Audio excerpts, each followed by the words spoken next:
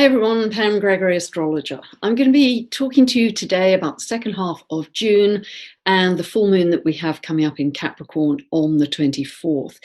Just before I start to talk about all of that, and I'm sorry I have to mention this, some of you may be aware that there's someone who's been impersonating me on my YouTube channel for several weeks now. And I've tried to do everything I can, change passwords, report many times to YouTube, but nothing is changing. And what I don't want to happen is for you to lose any money. And this person, whoever they are, is using my photograph, usually responds to your comments, replies to them. They often start with using the word beloved, and they're asking for money for a Nigerian orphanage, which sounds like a very worthy cause, but if they're dishonest enough to impersonate me, then they're dishonest enough to take your money.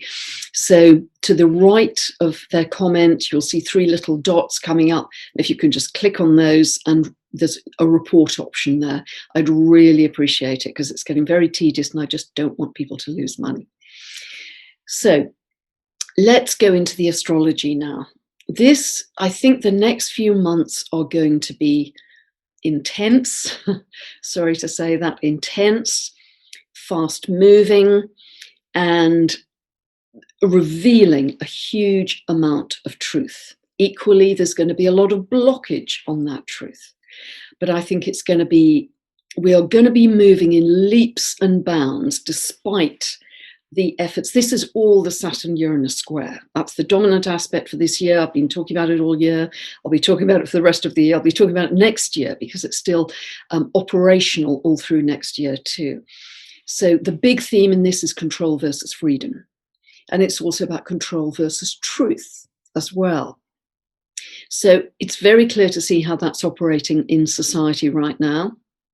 And I think what's also interesting around this issue about truth, because much will come out this year, but it won't always be easy to find, because there are going to be some blocks, Saturn, or constrictions on finding that truth. Equally, for those people who are trying to hide the truth, let's say, those individuals or organizations, ultimately Saturn is about consequences, the consequences of those actions. And it feeds into the bigger picture, of course, of Pluto in Capricorn, which is all about, and it's going to stay there till 2024, all about uncovering any corruption by people, organizations who do not have the highest integrity, truth, transparency, and accountability. So it's very interesting, and this is going to be a very hot phase in the next few months around all of those themes. Now, we have the summer solstice happening on the 20th of June. This is when the sun enters Cancer. And although we've had waves of cosmic energy coming in all through this year, I think we're going to get a particularly big wave of energy running into that summer solstice. So this is an excellent time to meditate, to set intentions for the life you want for the future. It's and what's interesting about all this is that we really are shifting individually and even collectively, because the light is upgrading us. I've talked about this a lot. It's upgrading every cell in our body. It's very high frequency crystalline light. And I think we're going to get another big surge, as I say, running into the summer solstice. So use it well. Something I'm doing personally, I'm actually dowsing. I've got a pendulum, and I dowse my own frequency every now and again. I dowse the collective frequency. And it really is going in jumps. So just know that, know that this is supposed to be a time of quantum leaps, and much, much more to come. So at the summer solstice, the most important aspect here is that the moon is at 9 degrees of Scorpio. And that is forming a T-square to the Saturn-Uranus square, because the moon is opposing Uranus and squaring Saturn. So again, it is highlighting the intense emotion that the people, the moon, the intense emotion, Scorpio, people are feeling around these issues of control versus freedom, and truth versus lack of truth, let's say. So the emotions are going to be high at this time and intense.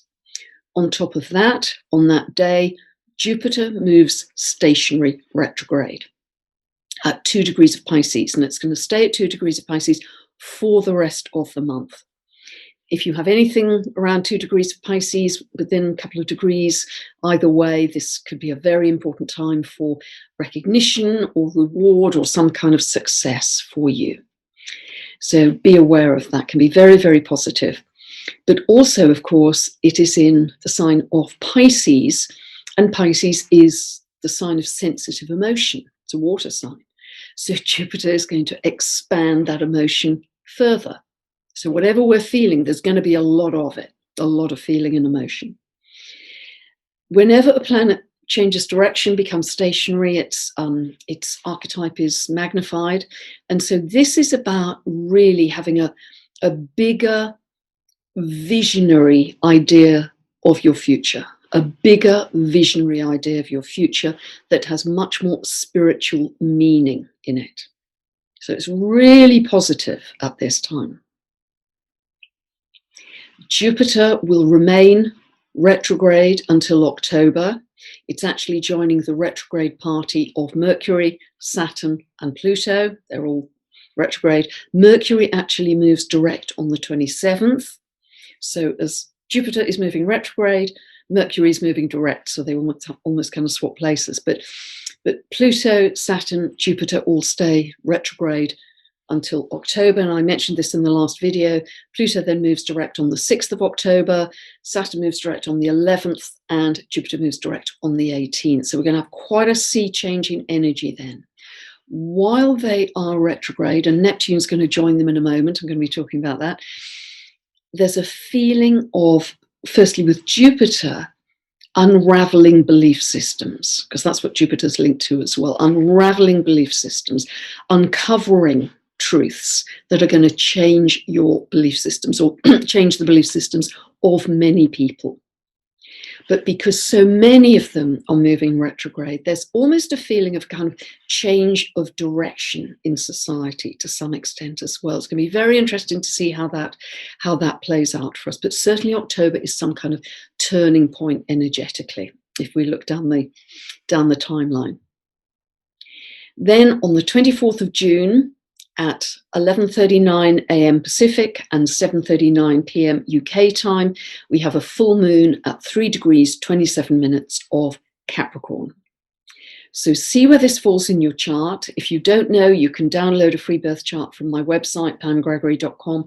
Go to this link above. You can get a 2-part video series from my store that explains very simply, comprehensively, how you can find these points in your chart and what it means for you with every update I ever do. So that's a great way. If you've got a what does it mean for me question, that's the place to go.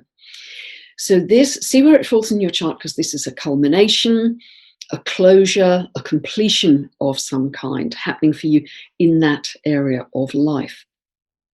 Also, full moons very often shine a light on what we didn't know before. They often reveal things, and that's going to be very interesting with what's happening to Neptune in just a few hours. So, again, the big aspect here is Saturn square Uranus. It only became exact in its second square on the 14th of June, so this is only 10 days later, so they're still very close in square. Jupiter here is sextile the Capricorn moon and trine to the Cancer sun. So again, Jupiter's expanding the sun in Capricorn, another sensitive water sign. So we're going to have a lot of feeling, a lot of emotion coming up over these few days. But nevertheless, that is very positive. And again, it's encouraging us to envisage our future, to have bigger perspectives, wider horizons, bigger dreams. It's very future oriented. And I'd really recommend from this point on, and I said it before, don't give any attention and energy to what's collapsing. Don't give any attention to the old. Merely focus on the new, what you want to create for your future. Even if it's just in terms of you want to live a life of joy and love and peace, even just that is going to help, because it's going to magnetize that future or those experiences towards you.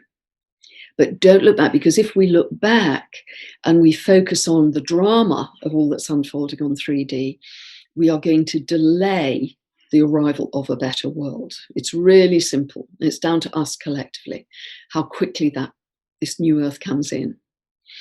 So that is the Jupiter aspect's very positive, but Jupiter stays in Pisces all the way through until the 29th of July, when it backtracks into Aquarius. But remember also, with Jupiter being in Pisces, it expands whatever it's involved with. And Pisces also represents oil and fuel. Now, oil prices, I'm very aware, have already gone up a lot this year. Experts are talking about it may hit $80 a barrel through the summer, because Jupiter is expanding the price of oil. That may kind of kick on to food prices as well, because if transport's more expensive, equally so is food. So plan accordingly now, as it were. Ceres, goddess asteroid of harvest and agriculture, is still conjunct Uranus at this point, at the full moon. And so that, again, is a suggestion of some disruptions in food supply. Now, this month, when Ceres was even tighter with this conjunction to Uranus, you may have heard there was a massive cyber attack on the biggest meat packing company in the world, called JBS. And that has caused a lot of disruption in distributing meat products, including poultry, certainly across the US and I believe even beyond those borders. And also the prices have gone up because of the dislocation. So just be aware, this is the kind of thing that could crop up. But if you've got food at home, no worries, you won't have to panic. Another important aspect at this full moon is Pluto at 26 of Capricorn is opposing Venus at 26 of Cancer.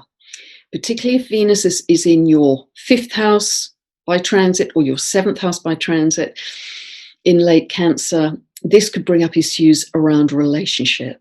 Do you want to be close, or do you want to be free? Well, because Venus is in Cancer, there's a greater need for security, safety. So you may find that even if the partner is being controlling, you still want to kind of hang on in, because at least it's secure, it's predictable, it feels stable in that sense. But just observe. These are transient, so just observe what's happening for you, particularly in those areas in relationship. Because Pluto is retrograde, it can bring up the past for you within that relationship, or behavior patterns in relationships in general can come to light that you just don't need anymore. It's old stuff. There may be some fundamental changes in currencies at this time, because Venus always has the generalized meaning of currencies too. So these are all happening at the full moon. Now, as I said, Saturn square Uranus, very tight here, control versus freedom, truth versus non-truth, or blockage of truth, very strong here. And what reinforces these themes really is this very long-running square we've had between Eris, currently at 25 of Aries, and Pluto at 26 of Capricorn. And we had this all through 2020, we've got it all through 2021 until October. Becomes exact, it's still really tight now, becomes exact in September and October. So I think September and October could be very feisty months, very interesting months. So Eris is the female awakener. She's the sister of Mars, so she's quite a warrior energy, and particularly if she feels slighted, not heard, she takes to the streets, she kicks off. But she runs up against Pluto in Capricorn, top-down authority, rules, regulations, etc. Now, there have been dozens of, probably hundreds of demonstrations, protests, marches across the world, many, many places, through 2020 and through 2021 as well. You won't see them on mainstream media, but they're covered on in other sources. So it's going to be interesting that Eris square Pluto, very tight square, is also reinforcing, if you like, Saturn square Uranus, this revolution, because Eris is quite similar in archetype to Uranus. It's this eruptive, revolutionary, freedom is everything kind of energy. We also, at this full moon, within a few hours, have Neptune moving stationary retrograde as well to join the retrograde party. So this is happening on the 25th. It's at 23 degrees of Pisces, and indeed Neptune is at 23 degrees of Pisces the whole of June, moving very slowly, very slow orbit. It's going to retrograde back to 20 degrees of Pisces, as I say, very slow, by the 2nd of December when it turns direct. But whenever it's magnified at this point, you'll feel it a few days to either side. Again, this can be about revelation of secrets. Neptune, always about secrets. But this is beautiful for our creativity, blending with nature. Any kind of intuition is going to be very heightened. Notice your dreams, which could be more vivid at this time. Keep a dream diary at this time. Super important, because they could be giving you lots of messages. So it's anything where you can get into an altered state, where you lose a sense of time and space. It just goes, you're just in the zone where you're connecting to the divine. Whatever the divine means for you, that's what you're connecting to. And this can take you very easily to a state of bliss. The more you can feel bliss generally in your days, the better. That feeds your soul. The feeling of bliss, of utter peace, of utter kind of surrender to the divine, if you like. This is a beautiful emotion to try and feel every day, whether you feel it just being with your child, playing with your pet, painting, writing poetry, listening to music, being in nature, whatever it is, meditation, obviously, whatever it is, try and experience that. So, as I say, I think these months are going to be super intense, super fast moving, lots of contradictions, lots of pushes and pulls, truth coming out, then maybe being hard to find or being discounted or whatever. But nevertheless, in this battle between Saturn and Uranus, which will continue through next year too, ultimately Uranus always wins, but not without a battle. So this is what we're in at the moment, and I don't particularly like to feed battle energy, but it's very clear, almost the two levels of what is happening in society right now. And I think this comes down to where we are putting our focus, really. Are we putting our focus on, and this is Capricorn energy. Capricorn is about resilience. How resilient are we? And we're going to have to be resilient for some time longer, I'm afraid. But if we are giving our power, Capricorn, away to external authority, I do what people tell me to do, essentially, then we are giving away that power from ourselves. We are much more in victim mode, if you like. Capricorn does represent those things. It represents power, and it represents corporate, governmental power, but it also represents your inner authority. Your inner authority. And the more we can turn this inwards to, I choose my reality, I turn my radio dial, I decide what I want to experience. And if I'm seeing kind of stuff that doesn't raise my frequency, I'm aware of it. Yep, I'm aware, but that's not my timeline. There are infinite numbers of timelines, and that's not going to be mine. I'm going to create something way better than that. So focus on resilience and inner authority, because this is empowerment. This is being the creator for you.